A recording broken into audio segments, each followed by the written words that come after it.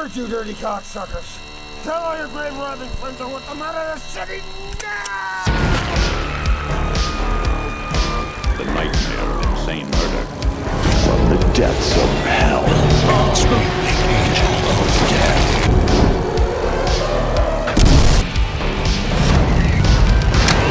Only at the Grindhouse. Good morning, everyone. Welcome back to Grindhouse, where we drink coffee and talk about movies. I'm Leah Diana. Today, with my boyfriend and co-host, Shawn Tetrault, we will be winding back the reel to 1965. A young woman is terrorized by her deceased fiancé's demented mother, who blames her for her son's death in Die, Die, My Darling. Let's get into it.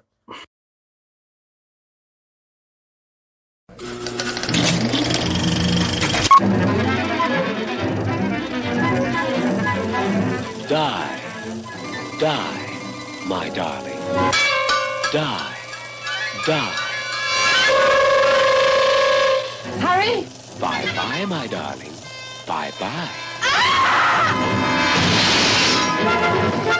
Die, Mr. Stripfoil! die, my darling. It's quite for the best that I lay you to rest. Die, die, my darling. You never intended to remain true to this, did you? Help! Get me out of here! Die, die, my darling. Die, die. One of the most terrifying suspense thrillers this side of insanity. Die, die, my darling. You must die. Die, my darling.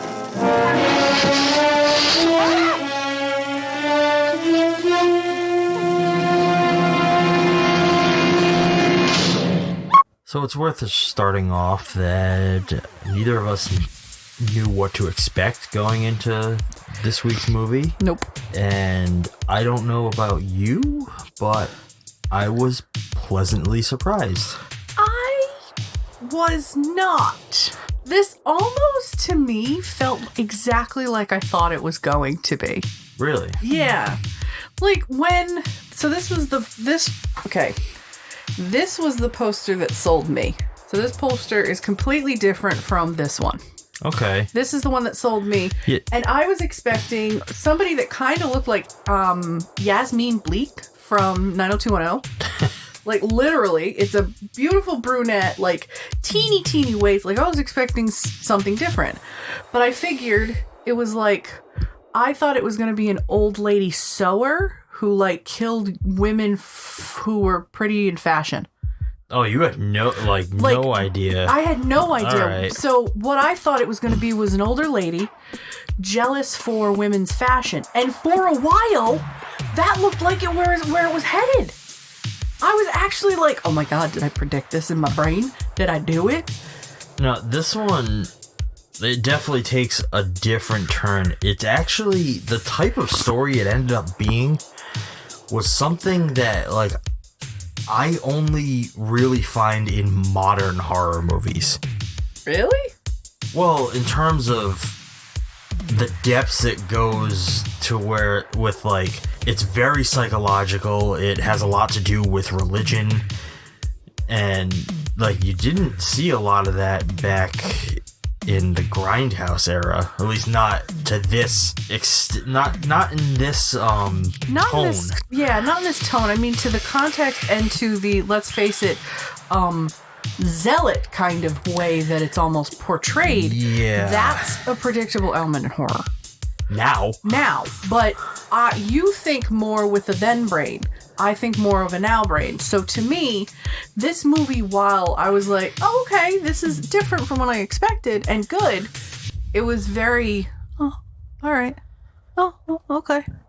This didn't wow me, because to me it was like, oh, okay, that's what's going to happen. Oh, okay, that's what's going to happen. I think this one caught me off guard because I was expecting a more schlocky type of horror movie. It did start out feeling pretty schlock. Right. There was a lot of schlock moments, but it got intelligent. Almost too intelligent, I think. Yeah, it got very intelligent. It got very, like, real and dark, and I actually quite enjoyed it. I felt about this the way I did was As Soon as the Darkness. Didn't you hate As Soon as the Darkness? So I hated it, but now after how long has it been? It's been a very long time. Yeah, it's been a while. I appreciate that movie in a different sense, to where now I've watched plenty of films. I'd like to give that one another review and kind of see how I feel about it now, because now I'm like, I think I was too hard on that film at the moment, because I understand, I think, with the Now Brain. And I'm not going to get the movie that I want. I'm going to get the movie that... I'm not going to get the movie that I wanted in my brain. I'm going to get the movie that I need to see from that era. I think watching it a second time, you'll probably be able to see it in a different light as well. Yeah, a little more of that giallo type, Italian cinema mystery type of... You also know what to expect now. Well, like, I mean, in terms of the tone. True. But I have a real hard time remembering things. So I see, like, my memory is more bits and pieces, to where you can cohesively say lines from a movie that I don't fucking remember ever came out at midnight when we're trying to sleep. You know, and me, I'm sitting here going, oh, monkey brain. Like, like, I remember bits and pieces from that, but I do remember me thinking, like, 6 months later when somebody mentioned it on, like, a show we were watching. Like, it was said, As in the Dark. It's like, oh, yeah, I remember hating that, but I was too hard on it. Like, and I was like, time to watch that again. So I went in this one, same thought, but accepting that this is not going to be this, oh my god, amazing film. This is going to be a Grindhouse film you're picking. So run with it and have fun. Which is kind of funny, because you picked it as a Grindhouse film, but it ended up... I'm not going to say it's not one, but it ended up being higher brow than I would have thought. I would categorize this probably with Eyes of Laura Mars. Yeah, it's somewhere up on that level. It gave me that same kind of feeling. Where Eyes of Laura Mars being in the 70s, to me, if it had elements... like almost like this, I would think it was, that's so fucking cheesy and schlocky.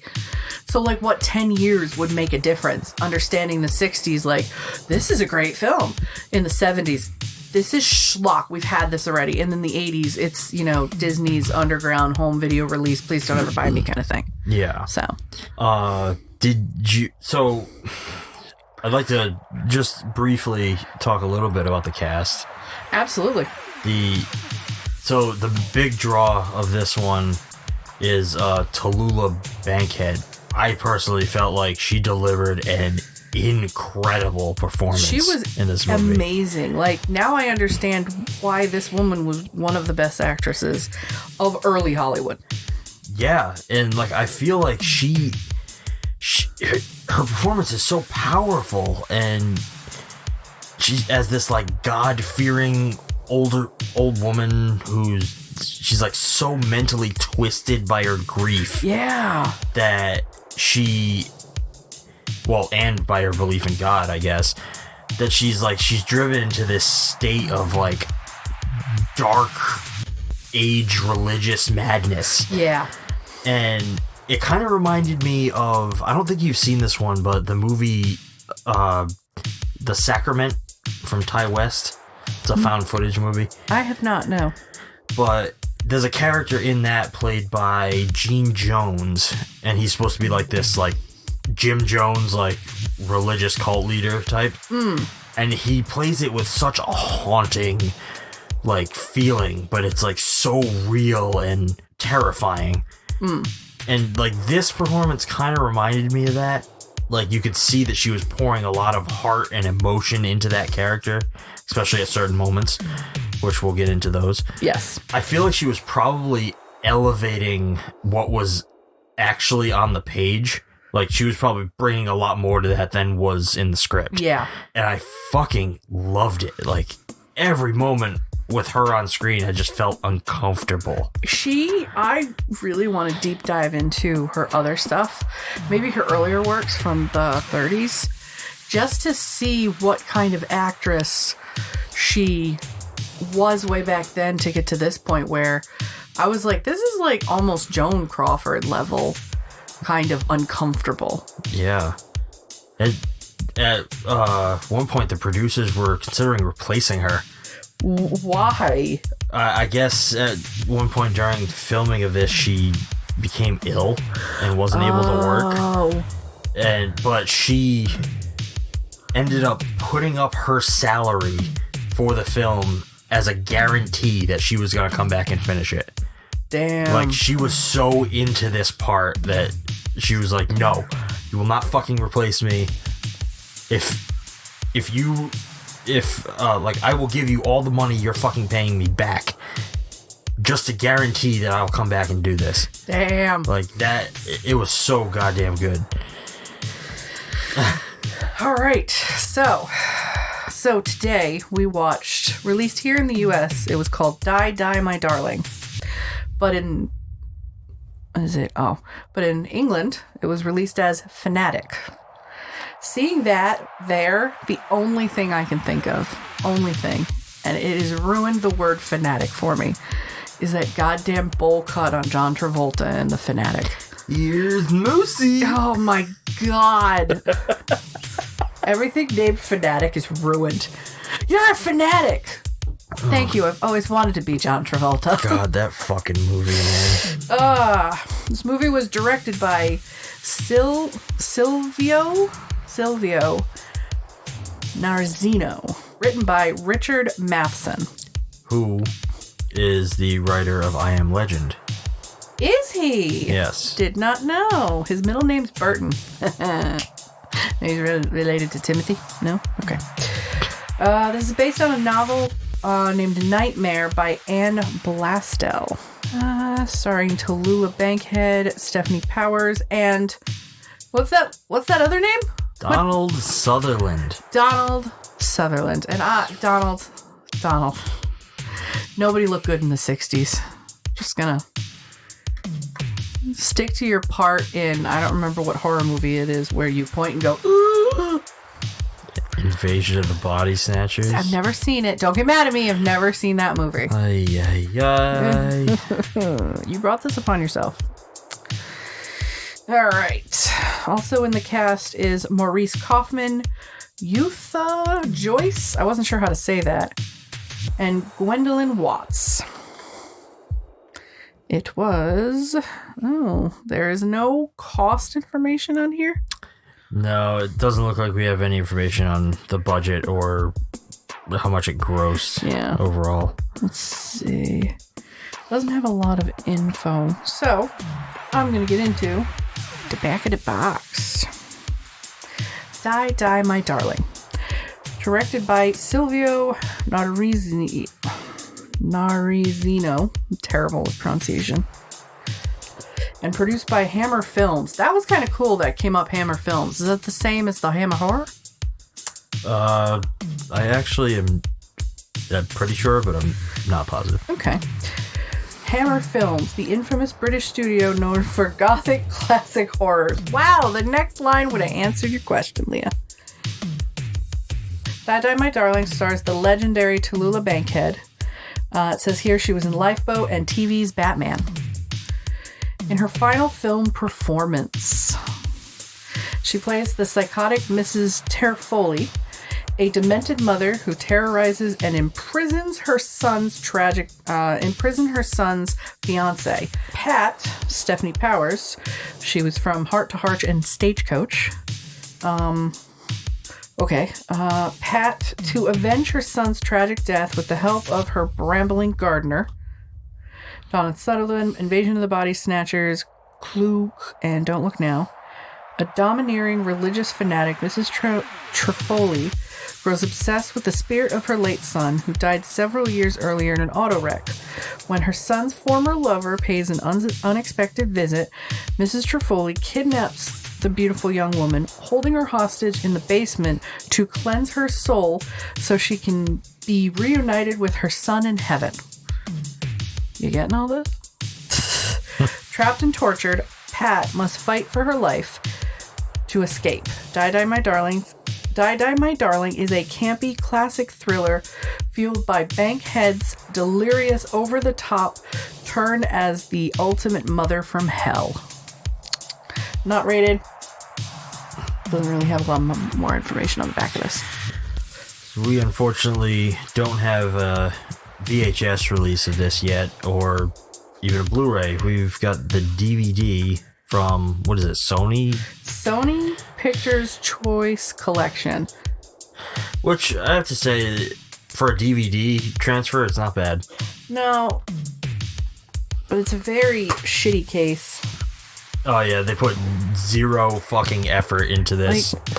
The case is one of those. Bend the case like any which way. It's one of those cheap recycle ones. And this looks like somebody decided to put it through a computer and just print it on. Yeah, the disc DVD. itself is just a plain white disc with black text. Yes. It's terrible. You really put your all into this one, Amazon. Thanks, guys. Anyways. Before we dive too deep into it, one thing we didn't mention about the cast is, did you notice who played Harry? No. It was Peter Vaughn. And do you know what else Peter Vaughn is famous for? Most recently. Maester Aemon! Maester Aemon from Game of Thrones! Oh Yes. my god! He aged poorly. I mean, no, I think he was better looking as an old man. Oh, So much better looking. the man who looked like he was on death's door for so long. That fucking show. Well, oh my god. Yeah, I didn't even realize it because he doesn't look. As an old man, he's an old man, but as a young man, he kind of reminded me of. I think this is the name, Peter Sellers, who did. I don't think that's his name, but let's see. I got the phone in front of me. Peter Sellers. I think that's who I'm thinking of. No. This is Peter Sellers. That's not who I'm thinking of. The dad from Everybody Loves Raymond.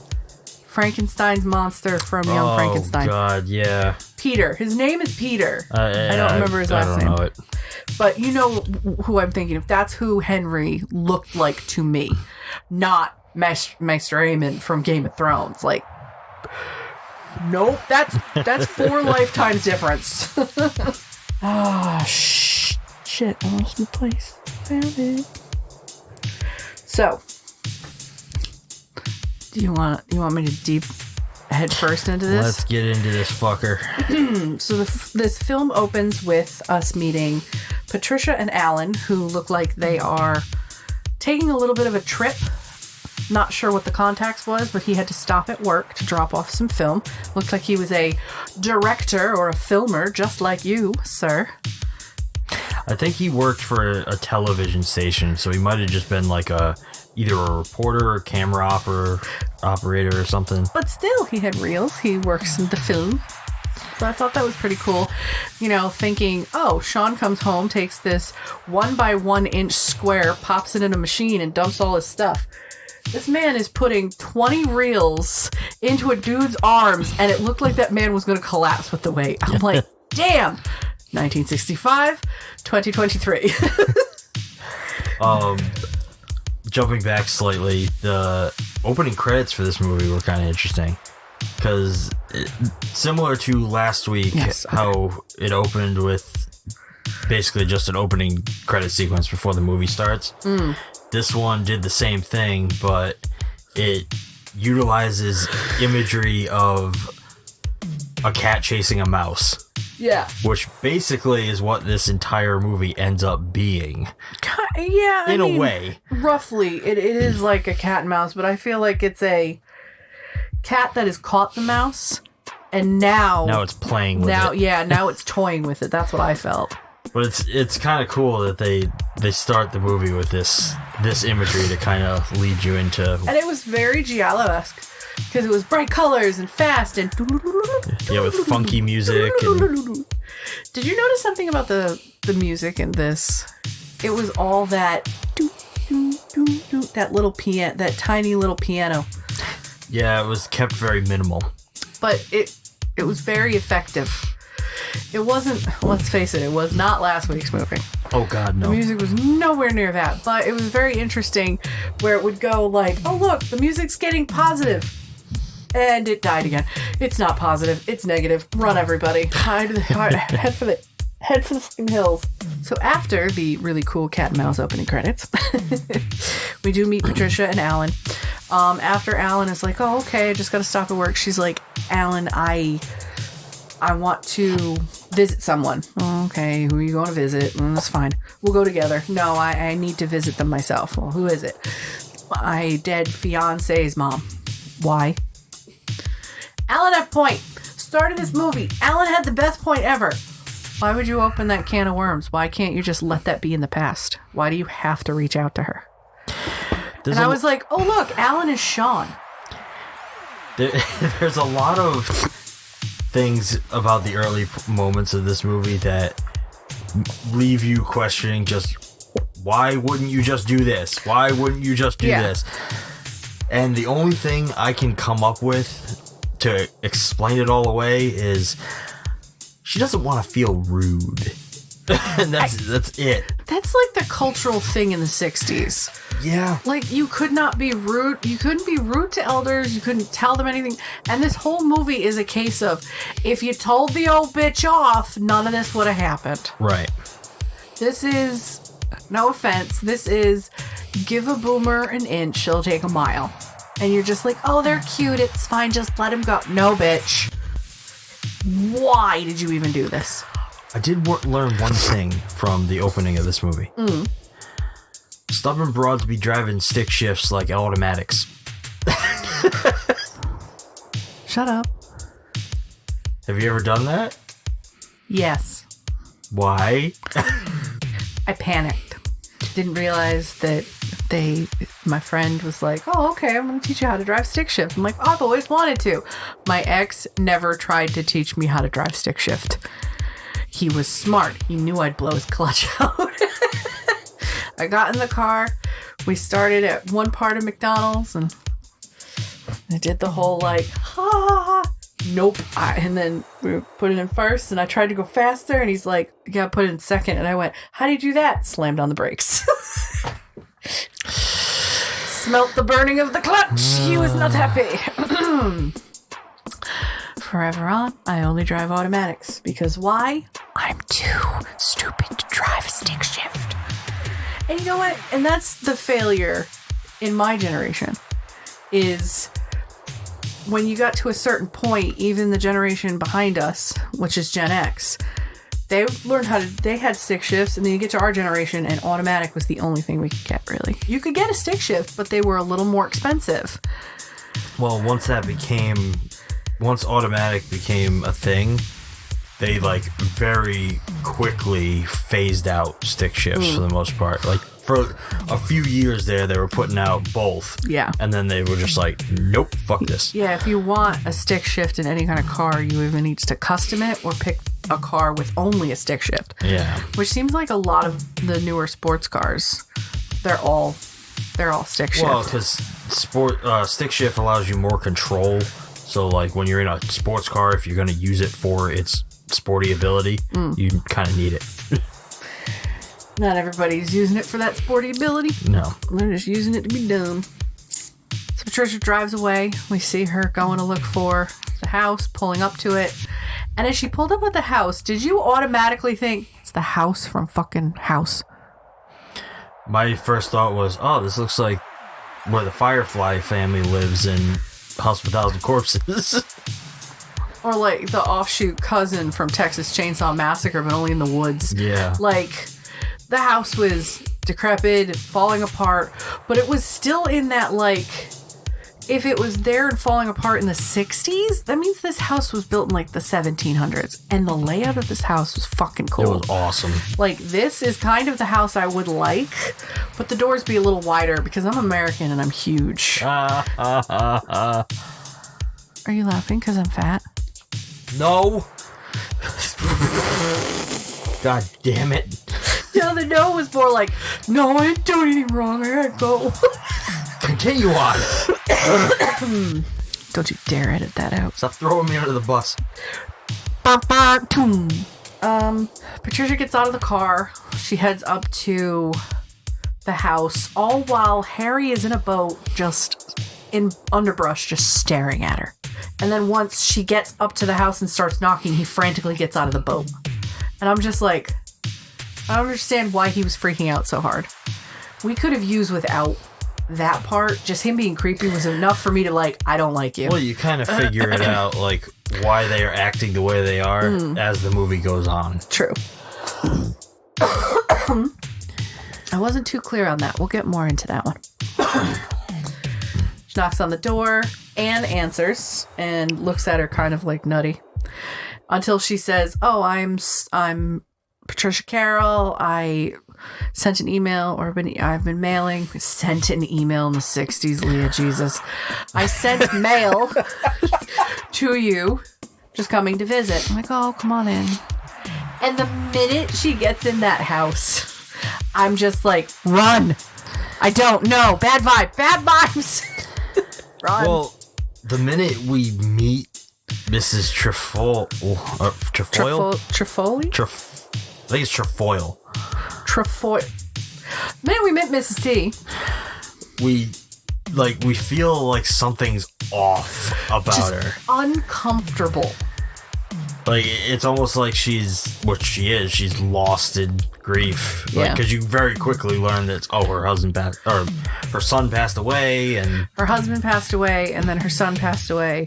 And then you learn that Patricia is his former fiance. Yes. Which, okay, if it's been years, that makes sense. She's fell in love. She's found someone new. You know, that's how you do it after people die. Well, that's like during this scene where we first meet her is where like I was like, okay, so this is what this movie's gonna be. Like, we got this dynamic of a mother who lost her son and the woman he was meant to marry, who's now trying to move on with her life and remarry. But so it's going to be this awkward dynamic. Yeah. But she said that she was on a trip. She's American. It does emphasize that she's from America. She's on a trip. She's visiting. You know, it does make sense to me in my mind why she would go visit. But it be one of those like, hey, come to the door, say hi, you know, just want to see how you are, shit like that. Not, I'll stay a couple nights. Well, she lied in her letter. She lied 100%. She said she was taking an extended trip. She was going to be alone. So this woman didn't think she had anybody to go back to. Yeah, but at the same time, like, she didn't, from the moment she got there, she didn't really, Mrs. Trefoil didn't really give her a chance to ever speak, really. Like, she just kind of was like, oh, you're here, you're going to stay. And she was like, no, I wasn't planning on it. But she's like, no, we made up a room. It's like, oh, Jesus Christ. You need to be downstairs at church at 7 a.m. And not trying to be rude, she just kind of goes with it. All right, and I'll stay one night. I'll stay a night, whatever. Biggest mistake of your life. Be rude. Be a bitch. Say no. Push the old lady down the stairs. Everything's fine. Sometimes you just have to say no. That's how the body looks when when you shake it. It's not fine. Yep, there it is. Sometimes the body does that when you shake it. You know, needless to say, that's the line he says at night to make me fall asleep. What kind of relationship do you have with your significant other? It's fine. Oh my God. So Patricia begrudgingly says, all right, I'm staying here. She goes up to the room, and first thing she notices is she's like, oh, I want to fix myself. I've been driving. So she pulls out her compact mirror, and she's like, all right, might be another mirror. She looks around, and the mirror literally looks like it's been ripped off of the frame on this bureau. And I'm like, oh, that's a little weird. Why'd you do that? So she goes to ask Mrs. Trefoil, do you have a mirror I can use? And this lady just goes crazy. Well, so this was flag number 50. She starts spouting all this stuff about how, about vanity being like a sin. Yep. And these are where the heavy religious themes of like fanaticism start to seep into this movie. Really, really bad. And hence the original title. Yep. But, like, Mrs. Trefoil, like, over the course of what is to follow, she kind of demonstrates a lot of strict and insane, like, dedication to hours of prayer and she conducts her own services within the walls of her home because she thinks that the new priest in town is a sinner. She thinks he's a sinner because it's a little more farther down the line, but she and Patricia go walking to the church. She's like, we're going to go pray at 7 a.m. And she's like, that's kind of crazy, but okay.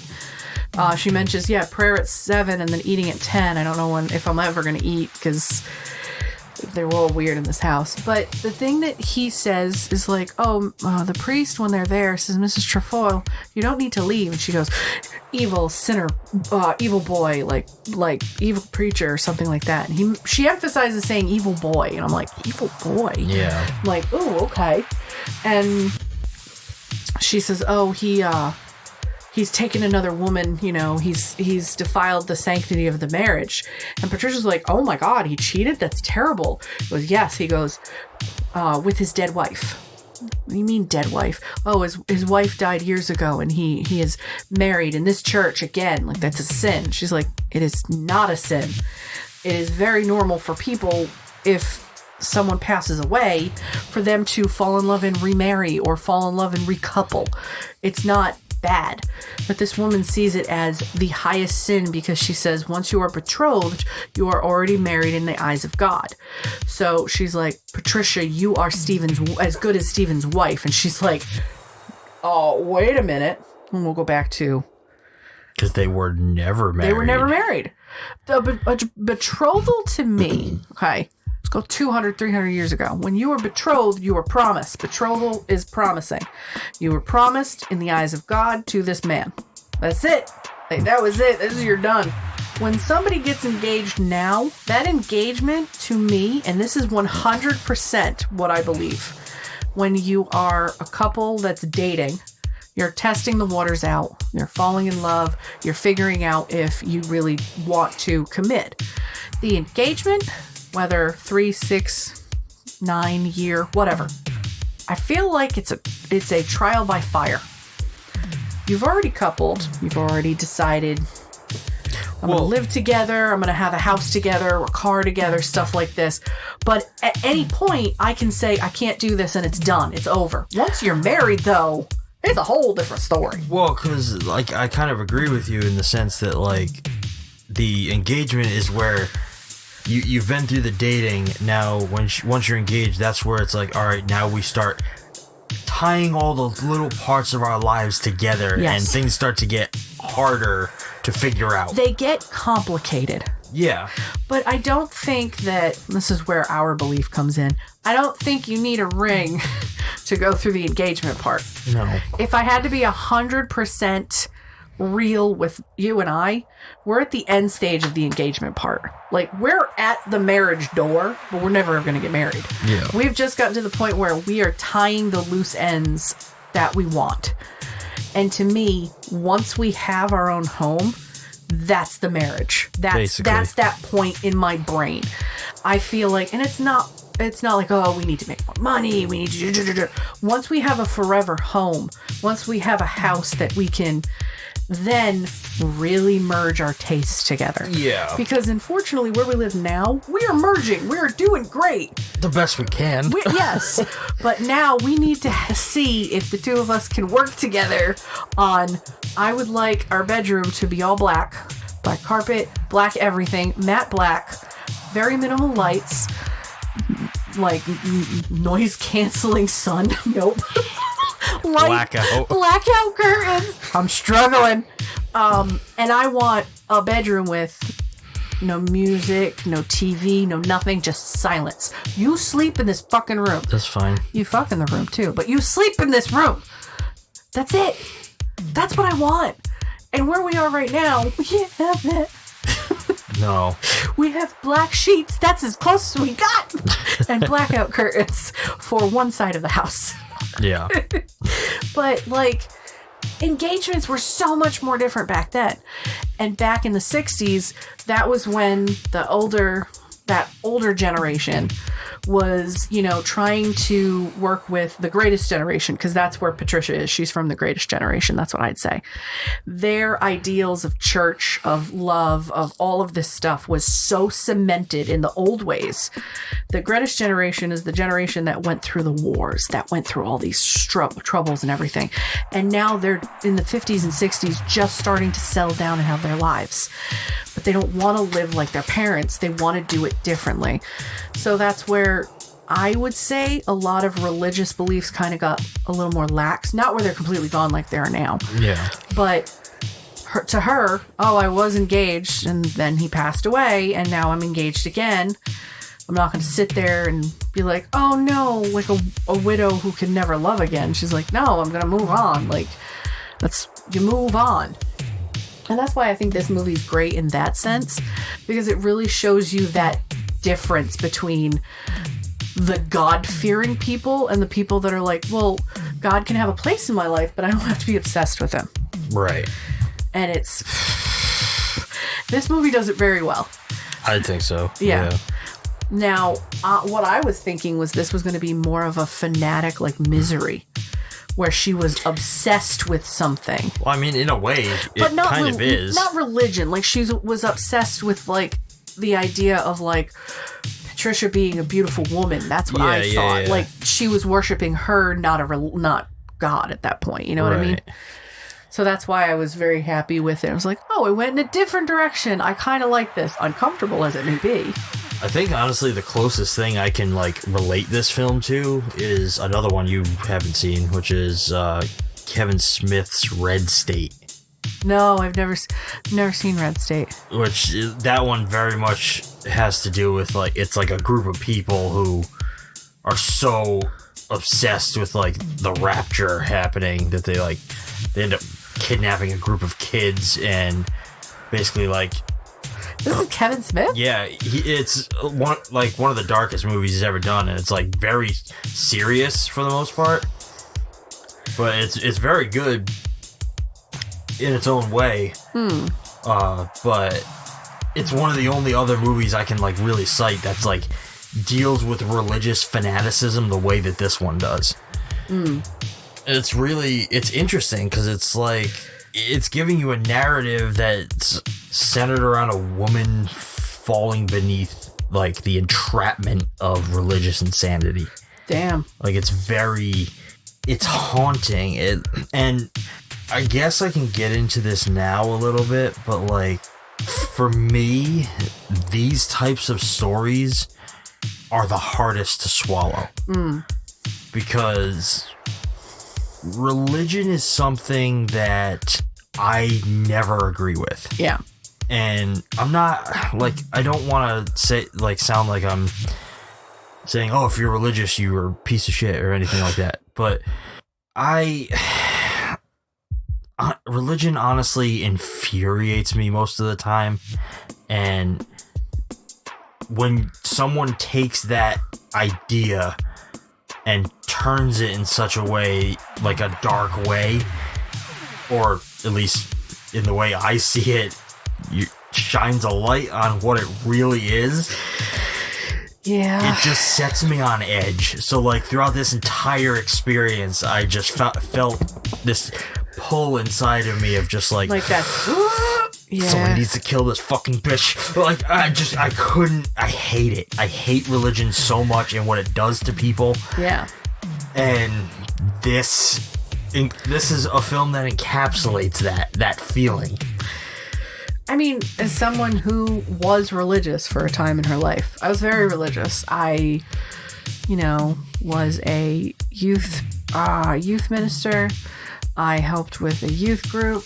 I went to a Christian camp every summer from when I was a kid till I was an older teenager. Like, I was very much indoctrinated into Catholicism, Christianity, but not Catholicism. I leaned more towards my dad's side of the family, which is Methodist. My mom's side's Catholic. I will say it here and now. I don't apologize. I hate the Catholic religion. It is hypocritical. in every sense. And I don't care if people get mad at me, but you are going by a book that may or may not have been written by a bunch of people that thought it would be funny to write a book about religion. Like, you don't know, like, we don't know if any of this is true. There's been battles, wars for thousands of years. These people are fucking terrifying. Yeah, the worst part about it is you can't ever talk to anybody, to a religious person, logically. Most religious people, there are some that can think about it logically, but because they always come back with the same arguments, there's just, oh, you just take it on faith. Give me some fucking evidence to take it on. I'm done with faith. I'm done with trust. I'm done with hope. I don't want to sound like dark and depressing, but times have been fucking tough, guys. Yeah. It is dark and depressing, and I'm not going off of Sky Daddy and what he can do for me. If Sky Daddy is real, fuck your faith, man. Like, give me some goddamn evidence. Like, I can't take it. If God is as loving and forgiving, he doesn't give a shit about what you and I think. No. He's like, all right, have fun. I would rather... Just don't kill anybody. I go on the philosophy, just be a good person. Like, why do you have to sit here and be like, oh, from the book of Matthew 13, Revel 88, removed 4 times? Like, why do I have to go by the... Oh, sorry. Why do I have to go by these when... Like, just be a good person. Know right from wrong. Don't do anything that will get you arrested or killed. That is it. Treat me how you want to treat yourself. Done. So where were we in this? Well, we were on the religious zealot crap. Oh yeah, we were just getting into that. And it's going to happen a couple of times because this woman doesn't let up.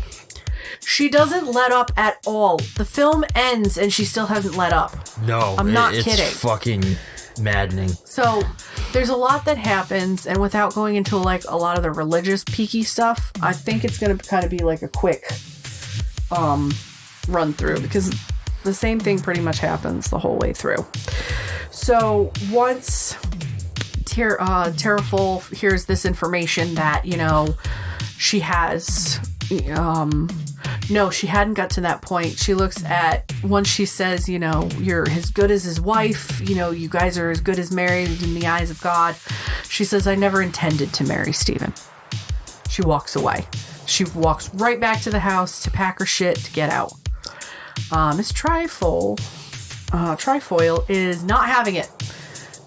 She literally at this point is so mad and so grief-stricken that she would damn her son's soul by not staying true and loyal to him until she dies.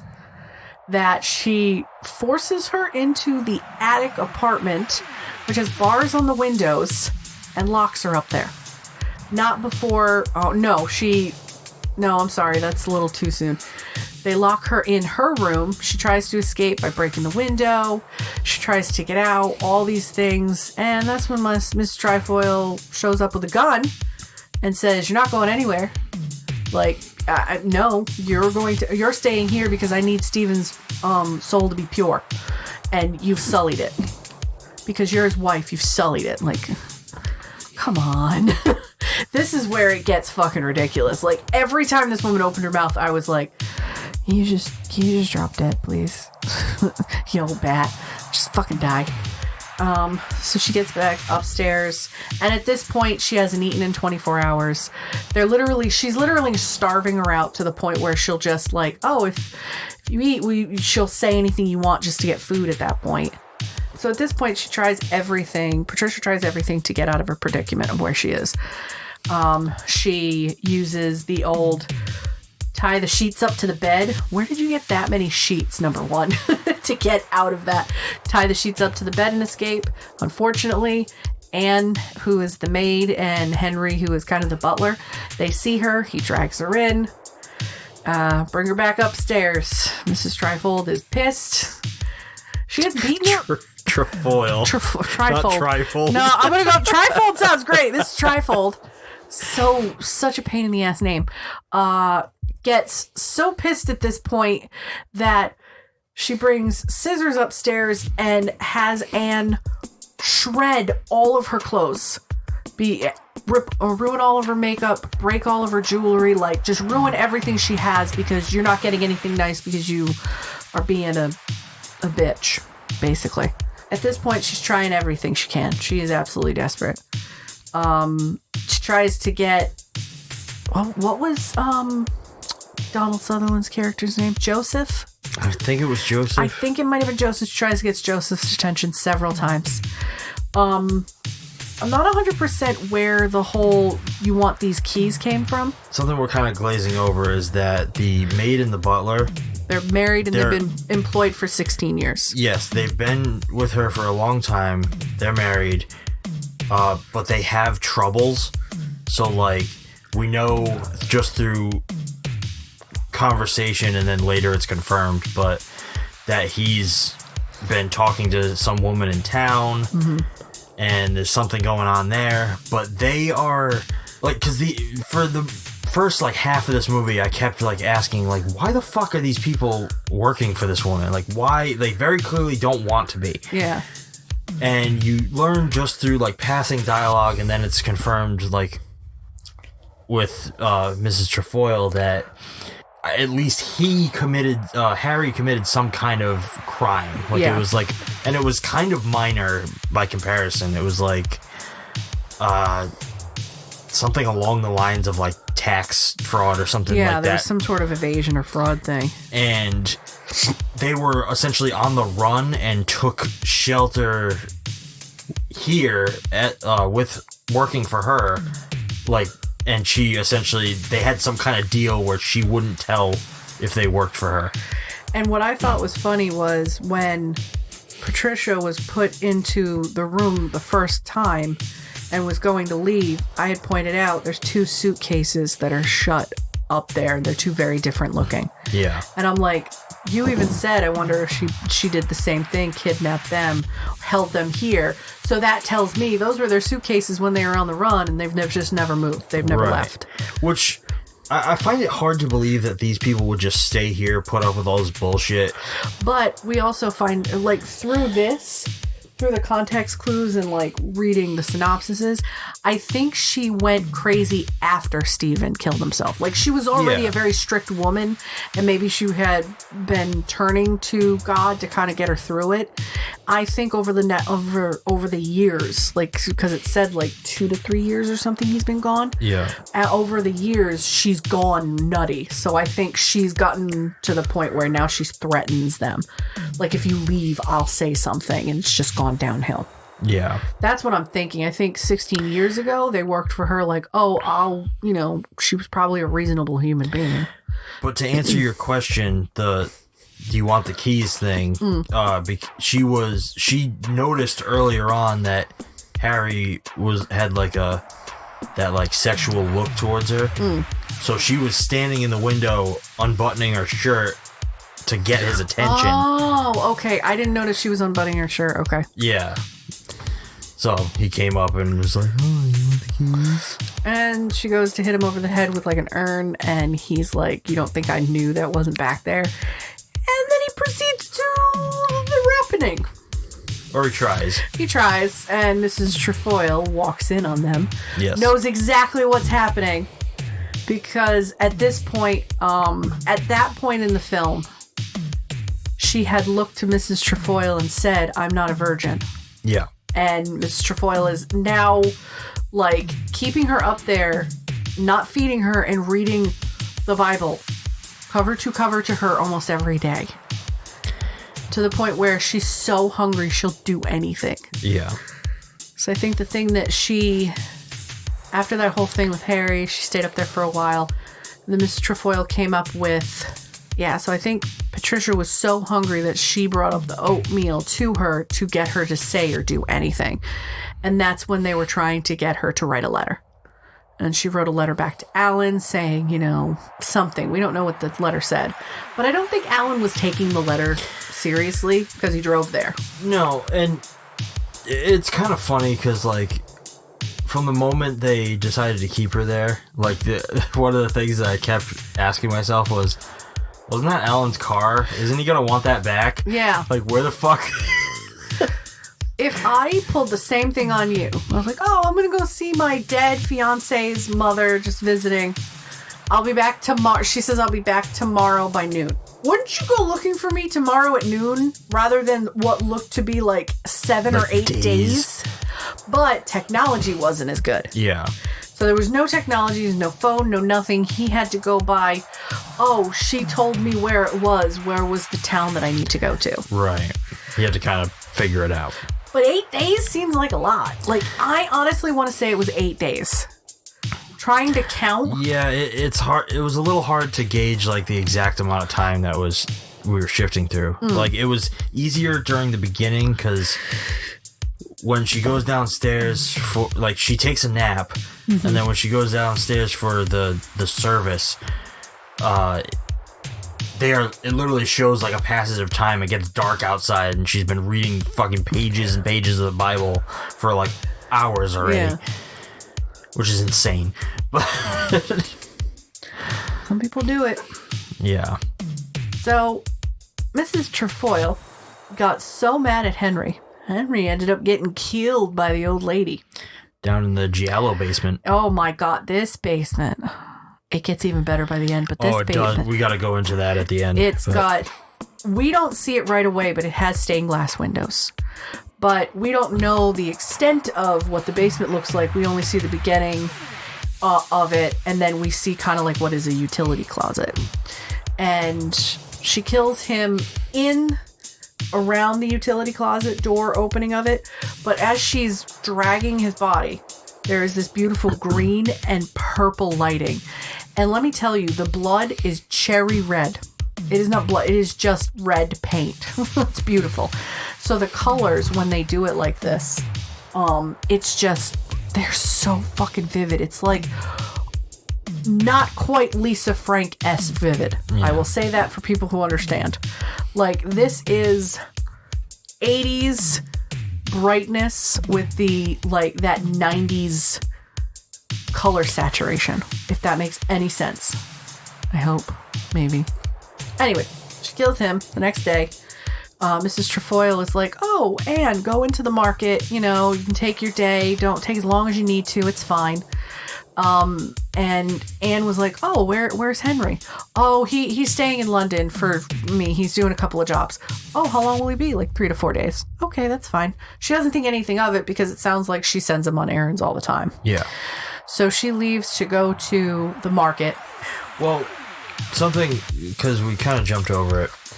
I want to talk at least about the moments right after she kills Henry. Okay.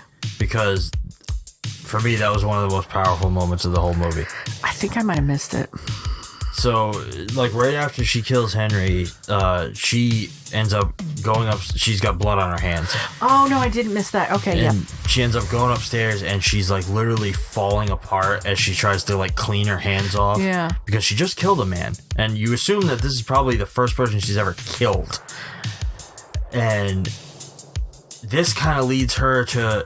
She's trying to get the blood off her hands, and then she, like, ends up going over to a closet where she has a hidden bottle of alcohol, which, up until this point, you've heard all the different things that are sinful and that, like, you can't fall to, like, alcohol or vanity, or, like, you can't wear lipstick, you can't put condiments on food. Yep, you need your food needs to be as plain as Jesus's food or God's food. So, like, you get to this and you see that it's like she has faults.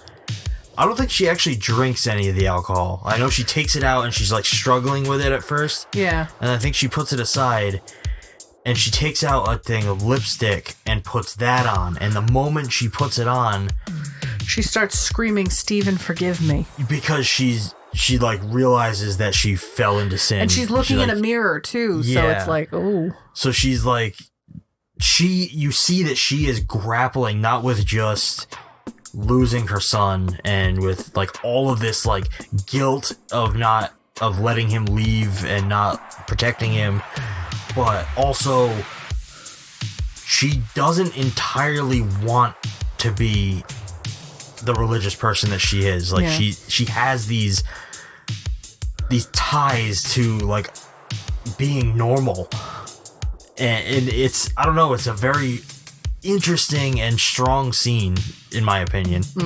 And it further gets compounded when we get to the end, which we're rapidly approaching. Yeah. Anne's in town, and she goes to purchase or pick up a few things.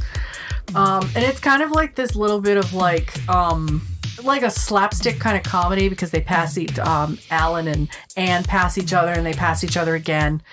And Anne gets stopped by a neighbor who's like, "Oh, you should hear about my mother died, and this is how I've been." And this woman's just, we both wanted to strangle her. So Anne hears through the door, "I'm looking for Mrs. Trefoils," and she realizes, oh my God, it's the fiance, run. So she just bolts, and then Alan comes out and looks at the same woman and says, "Oh, do you know how to get to Mrs. Trefoils?" "Oh, do you see that woman?" "Yeah." "Oh, she just left me mid-conversation.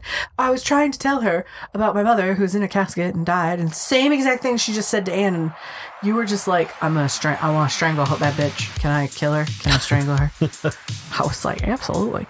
But at this point, it gives them enough time to see if he's stuck with this woman. Anne gets back, runs up the stairs, and tells Mrs. Trefoil, like, he's here, he's in the village, he's asking where you live. And that's when, for the first time in like days, Patricia perks up like, Alan's here? Oh my God, I'm so excited. But she's, at this point, hungry, weak. She's been stabbed several times. She got stabbed in the shoulder. She has like a couple cuts on her arm and her back. She's also went swimming at one point because she tried to escape and went to a lake, and fucking Henry's toying with her going, "I got a boat. Hey bitch, I got a boat." Throughout this entire film, she's constantly trying to get out of this situation. Yeah. And it's the same kind of thing, like she tries to escape, comes back. So we didn't include all of them because none of them were really that. It didn't matter. One of them was Henry just running around a horse going, "Oh, okay, I'll go get you." It's like, that seems kind of stupid. So she's beat down, she's exhausted, whatever. They lock her up in the tower, and Anne and Mrs. Trefoil get downstairs. And it's like, Mrs. Trefoil knows how to act like a normal human being. She opens the door and goes, "Oh, hi, I'm Ellen. You know, Patricia was saying," "Oh, she was, but she left. You must be the fiance. It's so nice to meet you. She talked about you. Oh, she left her hair scarf here. Can you give this back to her when you see her? Like, I'm so sorry she had to leave so suddenly last night. She said she had to get back to you. I don't know where she is." She acts 100% normal, and I'm just like, that's the person you need to be. Not the crazy ass lady. That person. You know? And at this point, it is severely confusing as to what happens next, but I'm going to try and... because it was kind of quick in some scenes. Well... not at the house, because he leaves. He ends up at the pub. And at the pub, he's like, "Oh, no wonder. Your bird will contact you again. She's probably hiding. She probably thinks it's funny."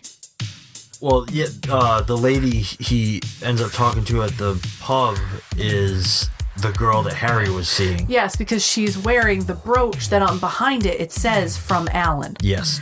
And I was like, oh, okay. And they're kind of talking, passing by, chit-chatting about stuff.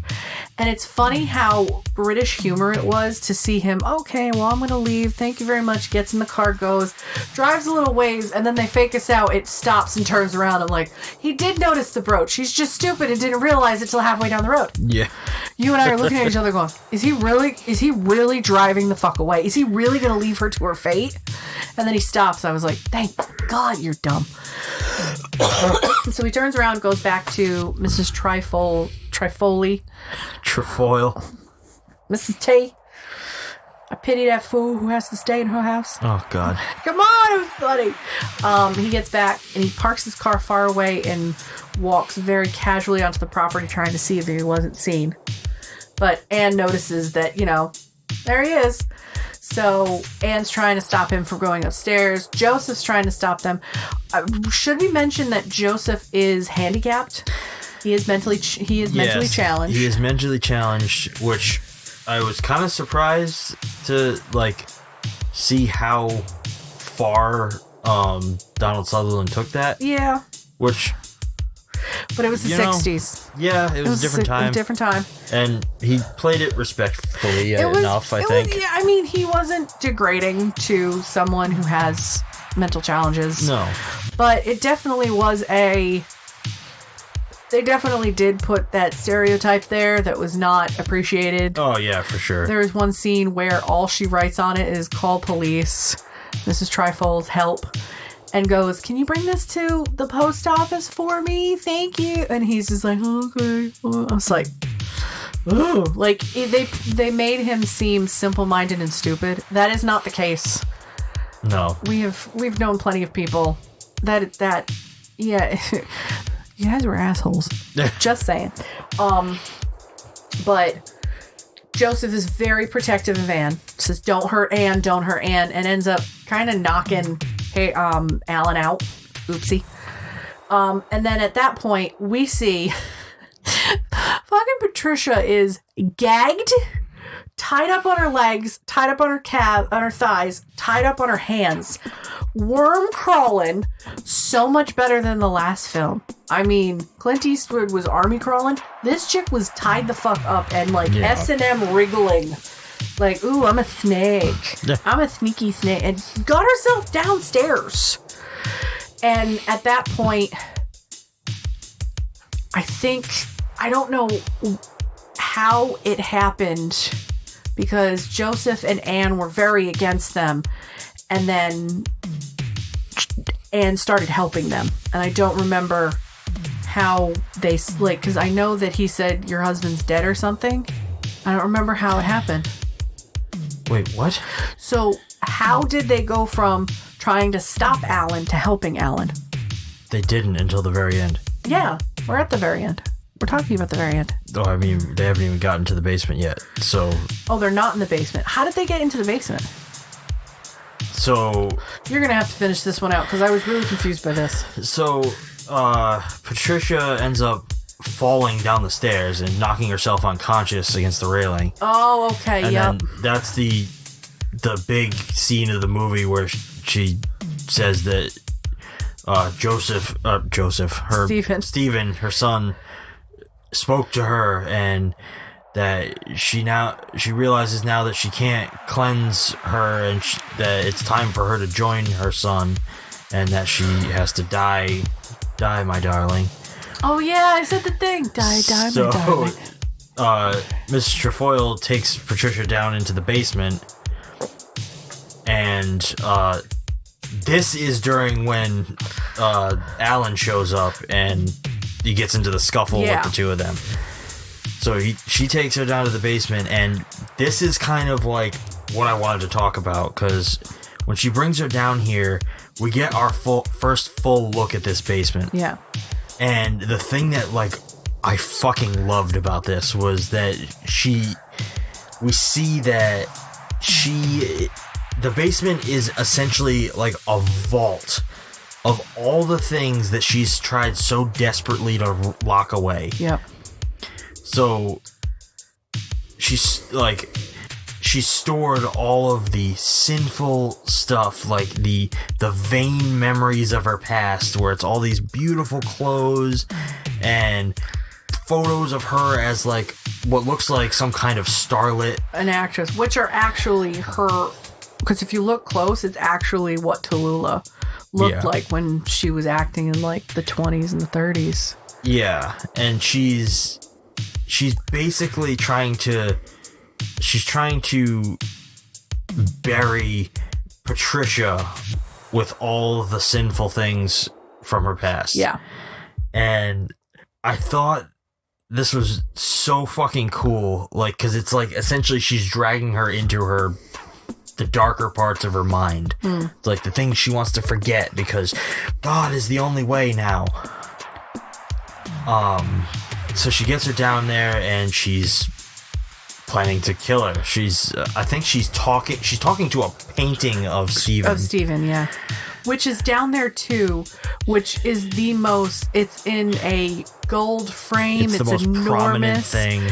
It's very up center, and it's like, why did you hide this photo down here? Because it's a memory.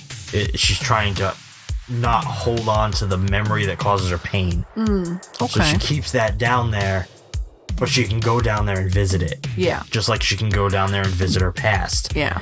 Like, it's kind of that whole, like, internal part of her that Patricia's been dragged into. And Alan ends up, too many people. Yeah, right. Alan ends up fighting through the two of them, and I'm pretty sure he just gets down there. Yeah. And he's able to stop Mrs. Trefoil from stabbing Patricia. And they kind of have a scuffle.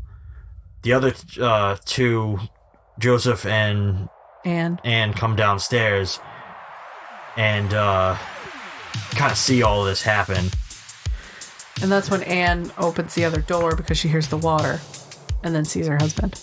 Oh, I know what it was. They try to stop him from getting into the room, but Mrs. Trefoil shoots through the door and hits Joseph. Oh, yeah, okay. So then Anne's tending to Joseph, and Alan gets into the room and saves Patricia. Okay. That's how it went. So that's the part I was missing. Okay. Yes. In the struggle, Mrs. Trefoil falls on the knife. Hand first, on her hand. on the blade. And so she's kind of like sitting on the floor like, oh, I'm hurt. And she keeps saying, Stephen, they hurt me. Stephen, they hurt me. Yes. Like, and Alan gets Patricia out of there. She tells Anne and Joseph not to let her leave. He takes her out to the car. Anne finds the body of her husband, Henry. Harry or Henry? I think it was Harry. It was Henry. I don't know. H-Man. Lean into it. She finds Harry, the body. Harry, you're right. Goddamn. Finds the body of Harry, and she then kind of gets really upset. Yes. And we go over to Miss Trefoil, which I also really liked this, as she kind of wanders her way over to the painting of Stephen. And she puts her hand near his face.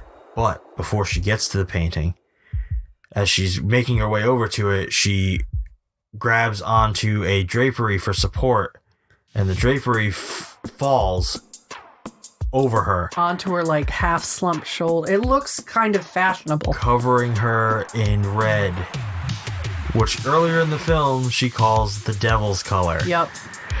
I thought that was so fucking fitting. Symbolism. And she makes her way over to the painting, and we kind of stick with her for this moment. And she kind of has her last moment with Stephen. And then she goes from very like crying to just shock to blank face, and you're like, what happened? And she falls over, and we see that there's a knife sticking at her back. And that's it. Which we can only assume Anne put there. I mean, could have been Anne, could have been Joseph. Could have been. But could have been Carol came back to get revenge. Could have been Alan was so mad. Like Carol and Patricia and Alan were already out in the car driving away. They could have stopped. Well, that's basically where the movie concludes. Yeah. Now, I personally thought this was really cool. Like, this is a far better film than I expected to be watching today. I agree. This was a far better film than I was expecting to watch, but I think you were happily that exceeded your expectations. This was like, oh, mine just kind of went a little below average. I was like, all right. To each their own. I know. I wasn't thinking religious zealot. I was hoping fashion. Fashion was not on my mind. I mean, religious zealot was not on my mind. Fashion was. Shall we go into closing questions? Absolutely. Did you have any favorites? Any favorite moments? Any favorite lines? My favorite moment probably was when they yelled at her to change her sweater. Go upstairs and change your sweater. It's almost 7 o'clock. What are you wearing? Don't be late. Like, oh my God. And I'm like, Jesus Christ. No pun intended. This sucks. Like, that right there, that little moment would have been If this isn't a fucking red flag while wearing red, go upstairs, get your shit, and just run. Or better yet, grab your pocketbook and walk out the fucking front door. Be done with this. That should have right there been the, I'm good, I'm gonna go, I'm not even gonna tell you. You don't even deserve to be told. About you? I think my two favorite moments were the entire ending in the basement and the breakdown Trefoil has after killing Harry. Like, those two were just like the best, most captivating parts for me. I did like this movie for basically everything that it was, but do you feel you would have done this any differently? No. Really? You wouldn't have made I it wouldn't have done about this. an old woman? I wouldn't have done this. You wouldn't have made it about an old woman who was killing women, beautiful women? I mean... That would just be a different movie. I really would. No, I wouldn't do this. I don't think I would do anything differently. I feel like the performances alone were just perfect. Crisp. So good. Would you call this mainstream exploitation or other? This belongs on exploitation. This is religious exploitation. This is fucking fanatic religious zealot kind of shit. Yeah, I agree.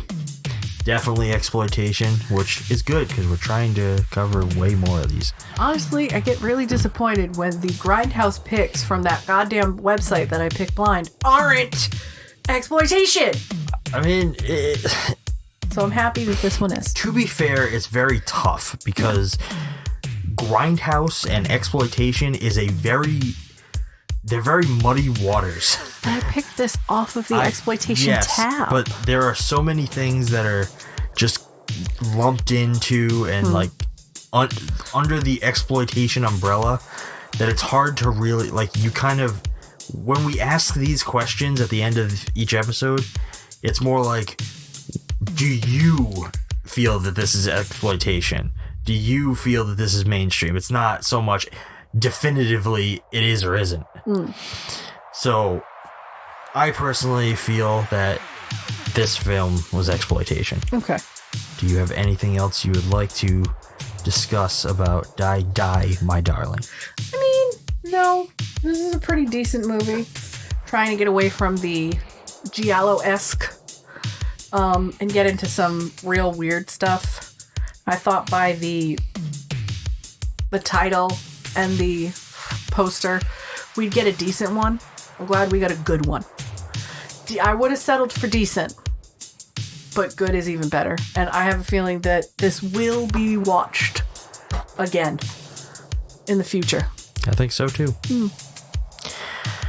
Alright, well that brings our discussion of Die Die, My Darling to an end. But don't go anywhere just yet. Please stay tuned for the coming attractions.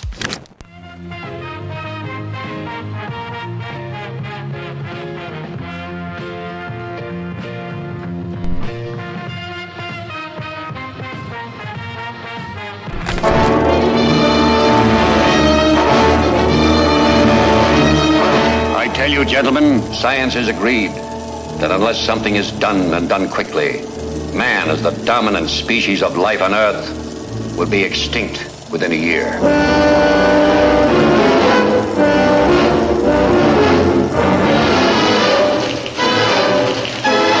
By direction of the President of the United States, stay in your homes. I repeat, stay in your homes.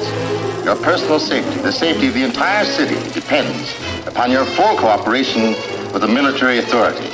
Yes, cities, nations, even civilization itself, threatened with annihilation, because in one moment of history-making violence, nature, mad, rampant, wrought its most awesome creation.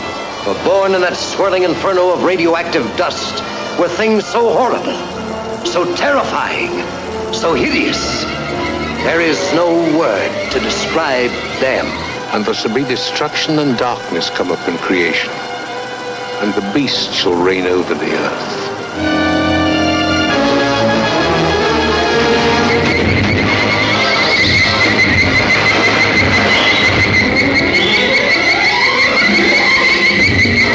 Is there any type of gas we could use? No, we can't take a chance. It might poison the whole city.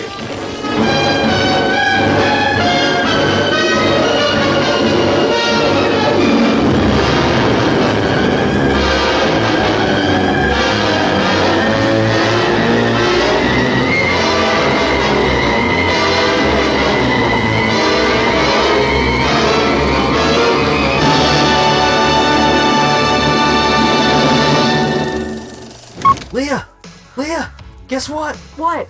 More bugs. That's what Them is about? Them's about bugs? Them's about gigantic radioactive ants. Come on, I had to sit through Ticks last year. I don't want to watch this. Hey, I'm already itchy. Hey, this one's classic giant monster movie, like black and white type of shit. Is this from the 80s? No, this is from like fucking So this movie is a big one because I have seen 1954. Cavity Colors and Fright Rags have them releases lately. This is one of the most popular, like, atomic age type of movies there are. Behind Godzilla? Well, it's one of the it's when you think of giant black and white monster movies, Them is one that you would probably think of. I've never heard of Them. I thought Them was like an 80s kind of zombie thing. What the fuck are you thinking of? I don't know. They? Nope. They, them, there. I mean, we got a they and a them over there. Oh, God. You about ready to end this now? So next week, yes, we are going back to black and white once again for the giant ant atomic age monster movie, Them, which is personally one of my favorite of those type of like black and white creatures, radiation causing giant mutant monster movies. Well, Godzilla exists. I said one of my favorite. Godzilla is obviously a cut above the rest. Godzilla's king, or else he's gonna nuke you. Well, these ants don't get that big. Oh, okay. They're little ants? They get giant, but not Godzilla size. Okay, they might good. be ant size to Godzilla. Oh, like that's terrifying they're huge, sounding. But I haven't watched this movie since I was a little kid. I'm very excited to revisit it, and I'm excited that it's going to be your first time with it. Oh boy, I'm nervous. I don't like bugs. Don't be nervous. It's all in good fun. After I stab him with a knife in the back, like Mrs. Trefoil. I said it right for the first time the whole time. Well, before she kills me, if you want to keep up on everything that we're doing, follow us on Facebook and Instagram at Grindhouse Podcast. We're on Twitter at Grindhouse Cast. You can find us on Discord, where you can chat with Leah about this film or any of the films that we previously covered. Or you can be bold and suggest us some movies that you'd like to see us cover on the podcast. Do it. You know, we don't want to pick all of them. You guys can have some input. Pick for me. All the links for everything are going to be down in the show notes.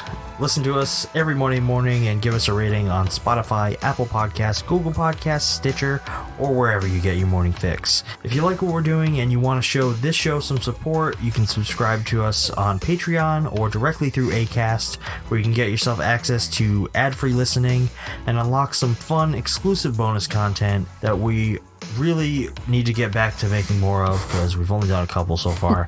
But all of these things are just for our supporters. Yes. Until next week, I'm Shawn. I'm Leah. Thanks for listening, and keep watching. Or God will smite you.